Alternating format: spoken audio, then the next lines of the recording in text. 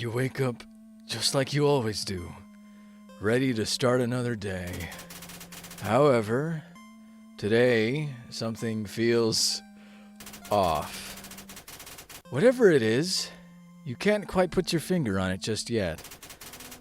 With a harem of demon girls to please, there's no time to lay in bed all day. You shake it off and grab a blue sweater with 2 purple stripes running along the body and head to the kitchen. Is that right? The kitchen? God, dude, how did I not know this existed for so long? As you walk through the doorway, you see... oh... who is that?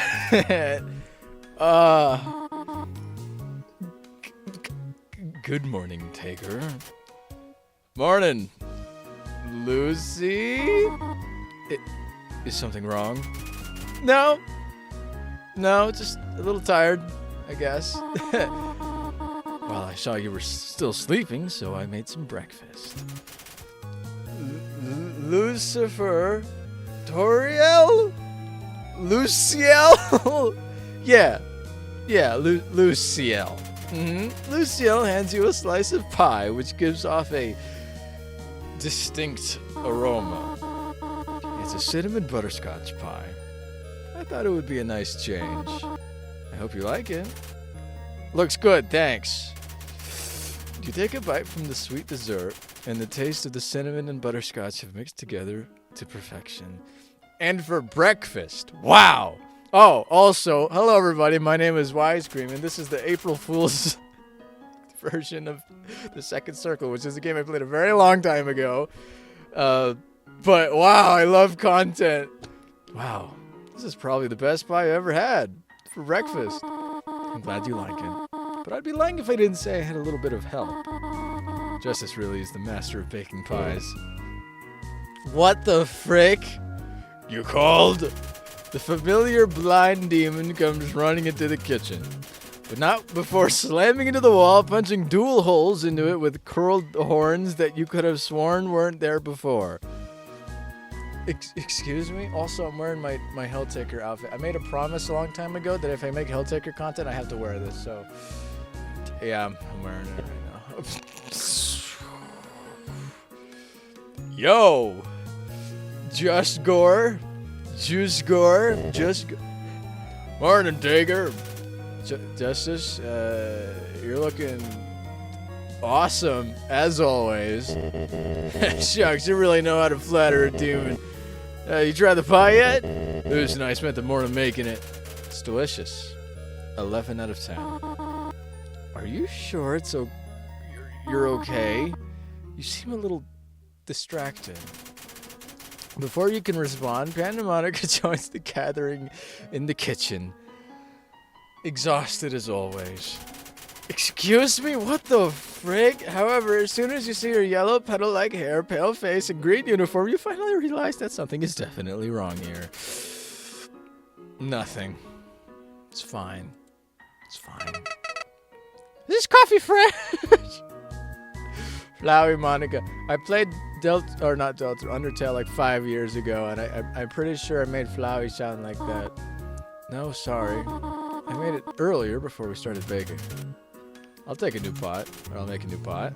I could use one myself. You start grinding up some coffee beans and thinking to yourself, oh, I remember. In the Second Circle game, the Taker Man grinds his own beans. And if I even remember correctly, my memory is still serving me correctly, his dad gave him a grinder. But not like an automatic grinder, like the one where you go like that, yeah. That's true. Wow, that was multiple years ago. I can't believe I remember that. This is pretty weird. Why does everyone look like they came straight out of a video game? Maybe okay, let's not think about that right now. It's almost like I'm in another universe or something. You take the coffee grounds and pour them into a filter to make your drink. I might as well just go with it. Yeah. You pour 2 cups of coffee, one for you and one for Floweymonica, making sure that hers is prepared exactly as she likes it. The last thing you want today is broken fingers. So, is it to your liking? You've done well. This is acceptable. Oh my god, that is terrifying. Yeah, you're way scarier than usual. Okay. You better hope it stays that way, or else it's your soul that I'll be drinking. Okay. Okay, as Floweymonica retreats to her room to continue her work, you are left with a chill having run down your spine at the threat from suddenly homicidal demon. She's nothing but talk. I'll be there if she tries anything on you. Let's just enjoy the rest of the pie. I'm starving. Oh, justice. You sit down to enjoy the rest of the cinnamon butterscotch pie with the two goat-like demons, listening to their bleats of joy as the three of you talk, laugh, and eat the morning away. How pleasant.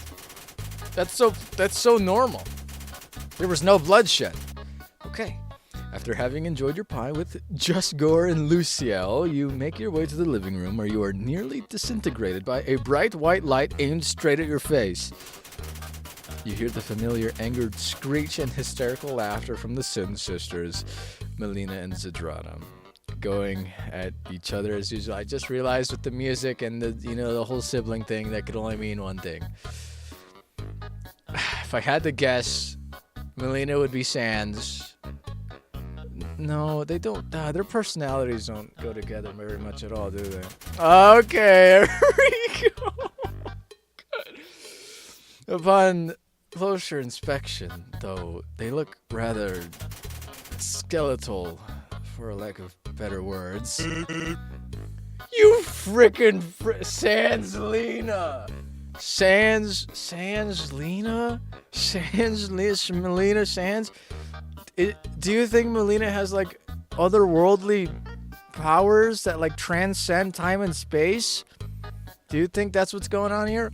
Also, if you're a skeleton, how do you guys... Okay, I'm not gonna ask that right now. People like you should be tortured in the sin machine. Yeah. Burn in hell, sin machine, bad spaghetti, I've heard it all.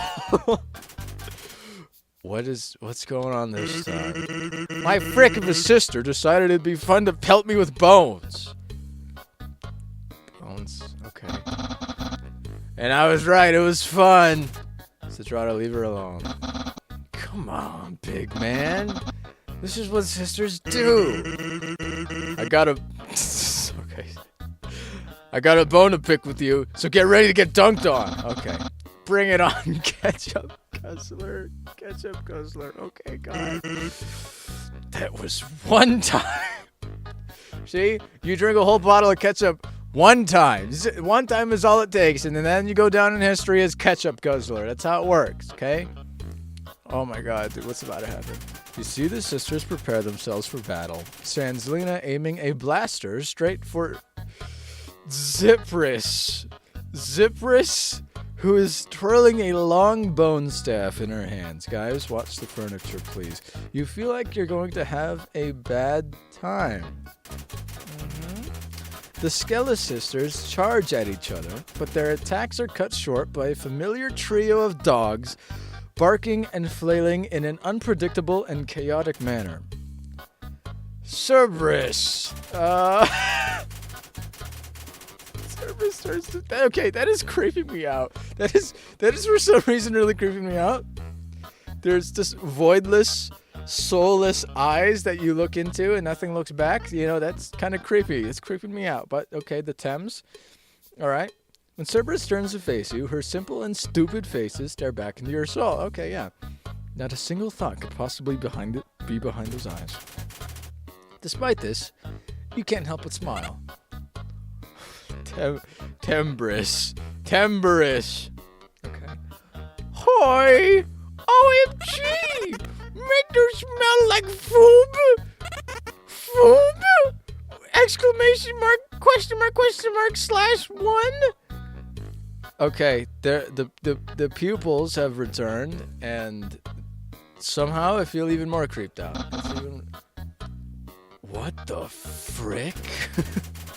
3 demon dog cat Tammy creatures turn and face the two confused skeledemons, vibrating in excitement from the scent of cinnamon butterscotch pie you had earlier.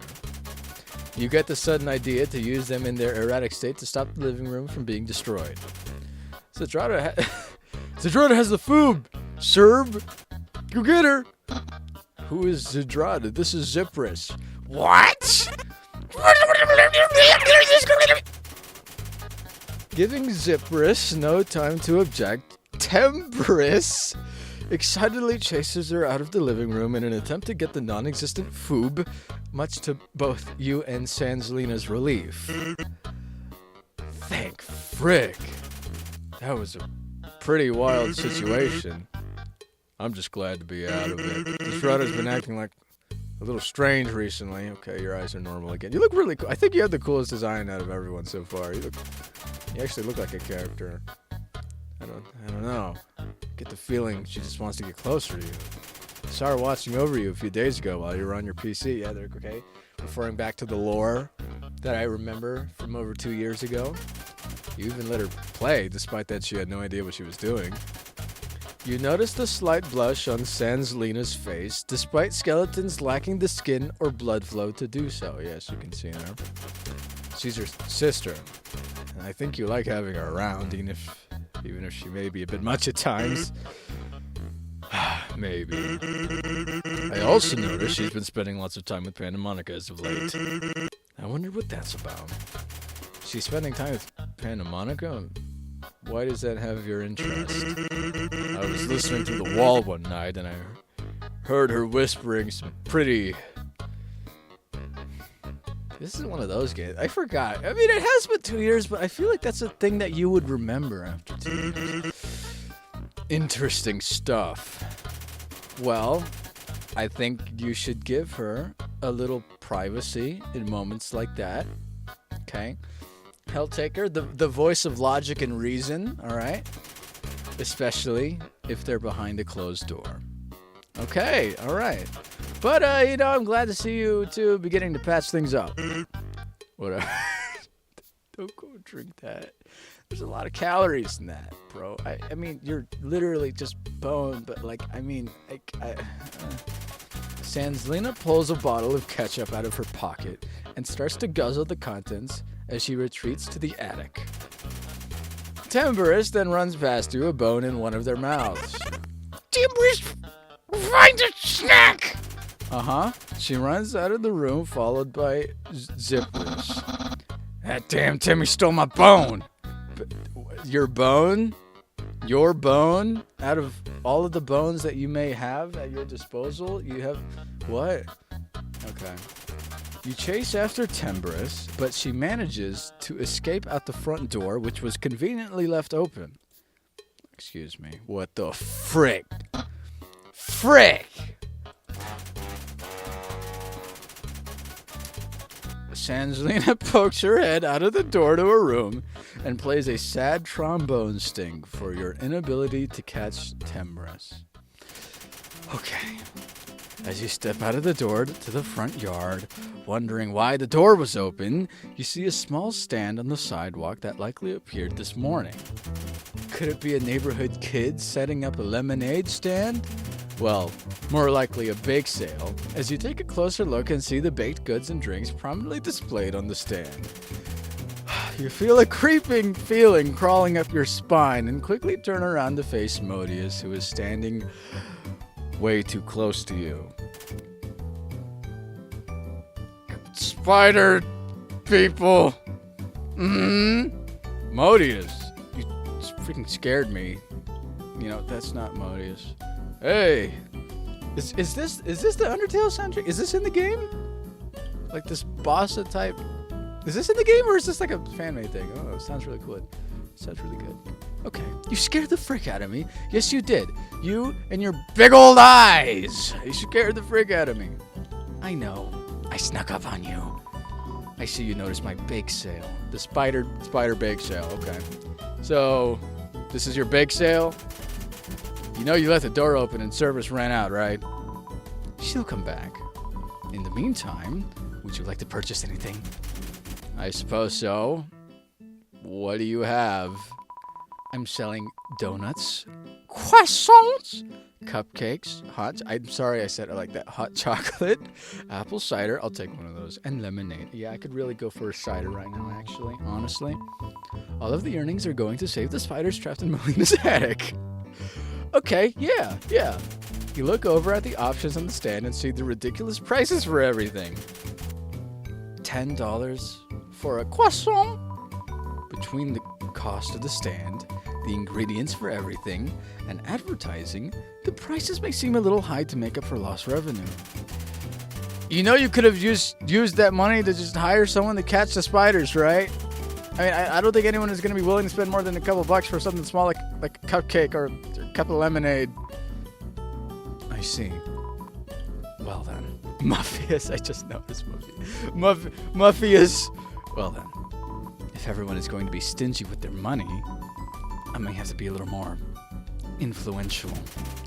It seems that things are taking an unexpected turn.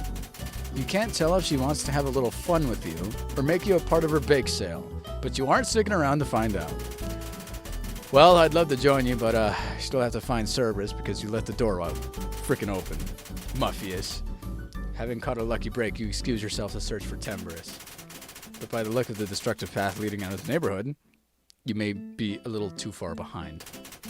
After spending a few hours out of the house, you return on Cerberus in your arms.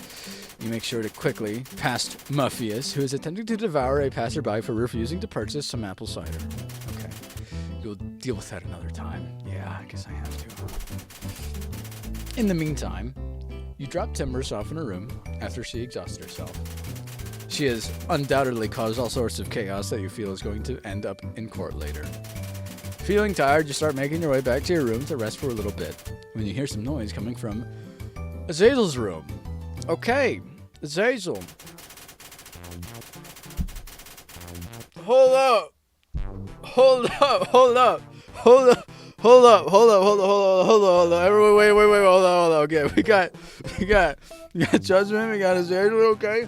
Everybody knows Judgment best girl, okay? That's my opinion, okay? Okay, haters are gonna hate, that's fine. Okay. Now, we already know anything from Undertale. You know anything from Undertale, okay? You got Undyne, you got Alphys, right? Azazel, which is gonna be Alphazel, Undyne, Judgedyne, I don't know, okay? She looks really freaking cool. Look at her. Okay. You peek your head inside and see they're gonna kiss each other. Oh god, they're gonna kiss each other. You peek your head inside and see Judgment and Azazel looking at the computer, possibly watching videos online. Azazel notices you standing in the doorway. Taker, would you care to join us for some anime? Anime. That sounds nice, especially after what I just had to go through. What are you watching? This one's cool. Judgedyne. Okay. It's about these human children who go around catching these wild elemental animals and putting them to battle against each other. Is that why we have a dog? You take note of the snow-white dog staring at you, panting and wagging its tail. Yeah? His name is Toby. I will admit, this does raise some ethical concerns about forcing animals to fight each other, as well as containing them in small capsules. It's generally frowned upon in most cultures. Regardless, it is greatly entertaining. Oh, okay. The effects are stupendous. The adventures are meaningful and emotional, and the creatures are adorable. You and Judgedyne share a glance as you watch and listen to Azalfis endlessly ramble about the anime. It's kind of cute, seeing you're so excited. yeah, it's great anime. But, it's missing some stuff, like swords and guns. Okay, whoa, okay, cool gauntlets. Gauntlet, spear gauntlet, that's really cool. Damn, she looks cool. Frick. That's how you appeal to the audience. No, Judgment. It defeats the premise of using elemental creatures as a crucial part of the society and culture. If those kinds of weapons were utilized for the same reason as those creatures, it would defeat the entire purpose of having them in the first place, excluding companionship. As Alphys resumes her rambling, it really seems like she put a lot of thought into her theories and ideas. But to be honest, you aren't really paying attention, and you don't think she even notices. She's really invested into this anime, isn't she? I like it when she gets like this. Her passion brings out the confidence inside her. Otherwise, she would be stuck inside the sorry excuse of a room she calls a lab all day. As Alphys is interrupted as another figure bursts into the room. Hey, what? What are you calling a sorry excuse of a lab? You notice that Beelzebub now speaks with a slightly robotic echo to her voice. I was modified in this very room, and darling, I am absolutely beautiful. Beelzebub strikes a pose as she pulls Azelphys in, an arm wrapped around her shoulder. You're quite welcome, Beel. Darling, I owe you one. Turn on the lights. Aim the camera at me, and it's time to start a new show that appeals to everyone, starring the newly enhanced Queen Crimson.